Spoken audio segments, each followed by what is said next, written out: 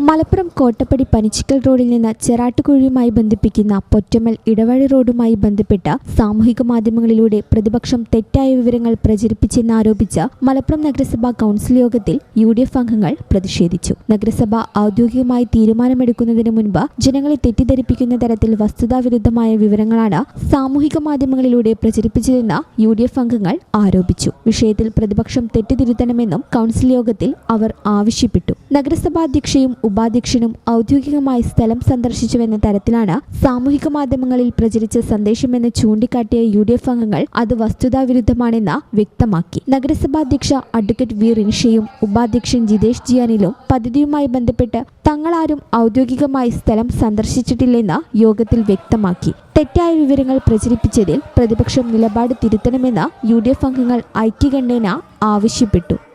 ഈ channel news Malappuram. ഇടനെഞ്ചിലെ സ്വപ്നം മികച്ച ജോലിയാണെങ്കിൽ ഇനി ചിറകു വിരിച്ചു പറക്കാം. Empire College of Science. Empire College of Science, Moondal, Kuttipuram, Malappuram.